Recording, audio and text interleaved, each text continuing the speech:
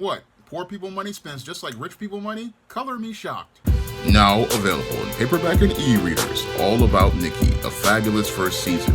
The Fresh Prince of Bel-Air meets Clueless in this absolutely fabulous African-American 1990s teen sitcom. Get all 13 episodes of All About Nikki, the fabulous first season, in paperback and e-readers today. Neiman Marcus is learning the hard way not to underestimate the dollar of people from lower economic classes. Now, Neiman Marcus is a luxury retailer who just came out of bankruptcy a year ago, and after coming out of bankruptcy, its CEO said that he did not want to focus on the customers of lower economic classes. Instead, he wanted to focus on the 2% of wealthy customers, and that decision is coming back to haunt Neiman Marcus CEO Jeffrey Van Ramenkot as the business is being put up for sale. Now, Neiman Marcus sales have plummeted to an all-time low, to the point where the business is being put up for sale by its owner, and that's all due to the dysfunctional thinking of Jeffrey Van Ramenkot, who had an elitist view of retail, thinking that the 2% of customers that led to what he says are 40% of Neiman Marcus sales would lead to the business winding up remaining operational. Now, it's clear to me that Neiman Marcus CEO Jeffrey Van Ramenkot did not do any sort of critical thinking when he made this arrogant and emotional statement regarding focusing on that 2% of customers, because anyone who knows retail and can do the math as related to retail knows that most of the money made as related to luxury retail sales is not done by the wealthy. No, most of the money that luxury retailers receive come from individuals who come from lower economic classes. Now, the main reason why a lot of luxury retailers make a lot of money from people from lower economic classes is basic math, because if we look at Neiman Marcus, 60% of their sales came from individuals from lower economic classes, and this is what I've seen as I myself have shopped at many luxury retailers such as Brooks Brothers, Charles Turwitt, and even Saks Off Fifth. Most of their sales usually come from people from lower economic classes who want to go out here and purchase items because those items are of a higher quality than those sold at traditional retailers, and those who want to go out here and buy these items because in some cases those individuals want to go out here and sit and clout chase by saying they shop at high-end retailers, and that's how many of these high-end retailers basically stay in operation.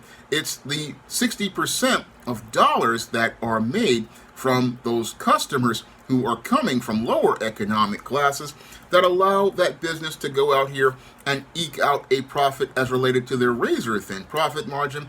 And what Jeffrey Van Ramenkot, what he did was go out here and alienate that 60% of customers during an economic time of inflation. And this just basically showed that this man isn't fit for leadership, because here we are in the middle of an economic situation where Americans are dealing with inflation and trying to make ends meet. And instead of him going out here and trying to court those customers, talking about the high quality of the items that are sold at Neiman Marcus, what he does is go out here and throw up a middle finger at all of those customers, going out here and alienating them, thinking that, oh, he's going to be able to gain more sales from millionaires and billionaires. But the whole situation with luxury retailers is that's never been your base. I mean, as a guy who has gone out here and again shopped at luxury retailers, I can tell you from personal experience that the core base of a luxury retailer is not those upper middle class people who make six figures or those millionaires and billionaires. No, the core base for most of these retailers are people who make under $50,000 a year. And that's where most of the money is made in luxury retail because, again, you have a lot of people like myself who look to shop at a luxury retailer, and I've been doing this for many years. Back when I was working in 2008, and even before that, I would shop at these retailers because I wanted a higher level of quality as related to the stitching of a shirt or a pair of pants or even a suit. And I also wanted a nice drape to the material that would allow for a more flattering line as related to my body. So whenever I would go looking for clothes, I always go looking for clothes that will go out here and drape and flow in a certain way. And luxury retailers like Brooks Brothers or a Charles Turwitt or a Saks off Fifth, many of these retailers allow you to go out here and buy items that make you look really good. And that's because of the way these items are basically stitched, the way that they drape, the way they flow with the body. That is one of the reasons why I prefer shopping at those kinds of retailers.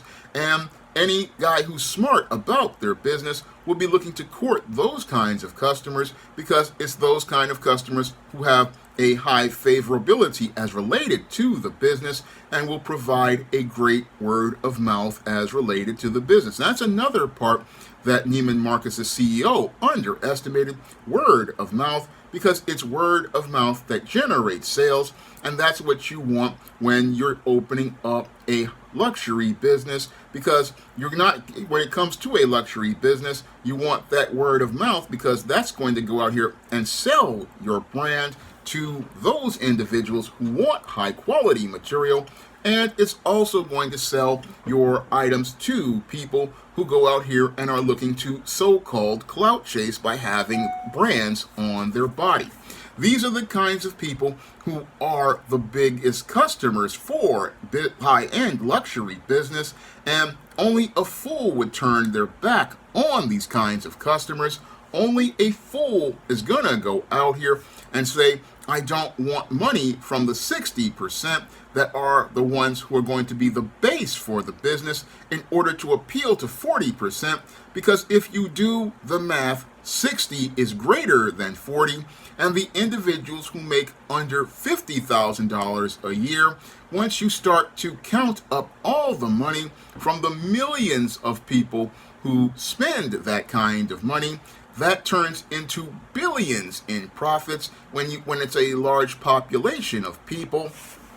But Neiman Marcus' CEO just was not a visionary enough to see that he needed to focus on the larger portion of customers rather than the smaller portion of wealthier customers, because the wealthier customers may have more money and may spend more in the short term, but it is the lower class customers economically that spend more in the long term, and it is those customers that spend more in the long term that can lead to a more profitable calendar year for a business. So that's why any smart CEO would have gone out here and said, hey, I'm going to go out here and focus on the middle class and lower economic class customers by going out here and providing luxury items for them.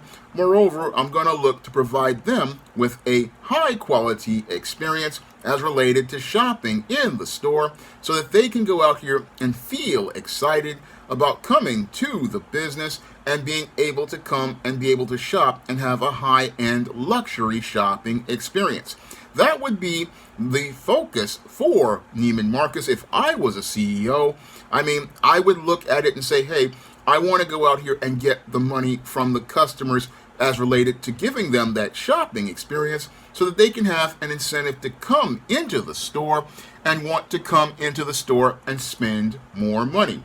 And I wouldn't be looking at the economic class that the customers come in, because I would want to get that foot traffic, because again, if you're only focusing on 2% of customers, 2% of customers cannot make up for the 98% that are going to make up a majority of the foot traffic that will allow you to be able to pay your overhead costs and be able to pay all of your staff. No, what you need is the 98% of foot traffic coming into the store, because the 98 is what helps be able to pay the bills as related to your business. So when I look at Neiman Marcus's CEO, it's clear while he possibly is one of these college educated guys who is out here, he's not very smart as related to math. And I, as a guy who again flunked algebra, I can tell you that 98% foot traffic is better than 2% foot traffic, and 60% of customers is better than 40% as related to sales. And you really want to go out here and appeal to the largest customer base when you're out here selling luxury items, because it's that base of individuals that goes out here and allows you to go out here and make the money. I mean, when I look at luxury brands like Cadillac or BMW or Lexus, they always have an entry-level model that is priced moderately. And again, they have these models priced moderately because they know that people want luxury. So what they do is create a high-end item, like a high-end Cadillac, like they used to have with the DTS or the XTS, which was the high-level Cadillac sedan. But then they would have lower-level Cadillacs for entry-level buyers, like the CTS and the ATS. And the same thing with Lexus. They would have the LS400, or what they call the LS500, I believe, right now. But then they would have the ES or the GS lines so that people could come into the brand. And again, it's those smaller vehicles that cost a little bit less that wind up making a good chunk of the sales. And this is how they wind up staying in business. And that's because they focus on the customers who have come from lower economic classes, who are looking for entry-level vehicles that have a lot of options. But the whole thing is that if you're not looking at those smaller customers, you're missing out on big sales. Because when I first started shopping at stores like Brooks Brothers back in 2008, when I started my job at City College, I was a guy, again, who was going out here looking to buy items because they were of high quality. And I used to go to their Madison Avenue store to go shopping. And a lot of times when I would go into that Madison Avenue store, people basically, they were very kind to me. They were very cordial to me.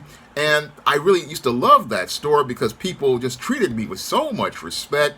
And the whole shopping experience was completely different from the stores that I used to go to, like your Macy's or your Gap or other retailers, where you basically were either ignored or you were followed around because people thought you were stealing.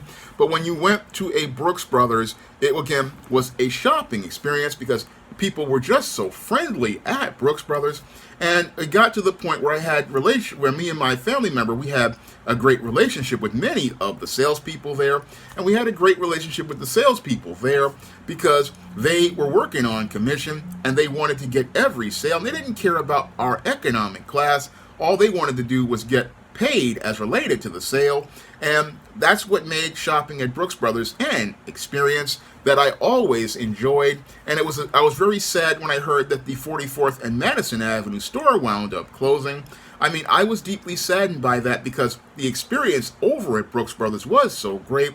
And the same thing was for Charles Turwitt, which is a UK shirt maker.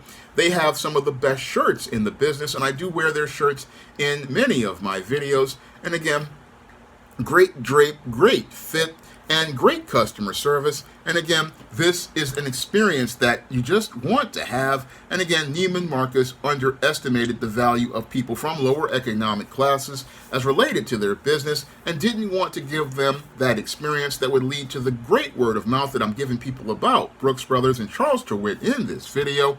And this is why Neiman Marcus basically wound up alienating a good chunk of their customers, not understanding that a majority of the dollars spent as related to luxury items is mostly spent by working class folks who want to get a nice suit for an event, or a nice suit for a job interview, or want to get a nice shirt for an event, or a woman who wants to go out here and get a nice dress for an event, or wants to go out here and buy something really nice as a gift for something like a wedding or a birthday party or an anniversary. I mean, people go to high-end retailers because they want to give people the very best, but Neiman Marcus's CEO didn't want to give those customers the very best. Instead, what he wanted to do was be an elitist and a snob. And as he was looking to snub most of those working class people, most working class people started to snub Neiman Marcus, and they have more incentive to do it in an economy where inflation has basically took away a lot of the spending power of the average American. And as the average American wound up losing a lot of their spending power due to all of this inflation, due to the American American Rescue Plan, what has happened is many retailers like Neiman Marcus and their CEO are basically putting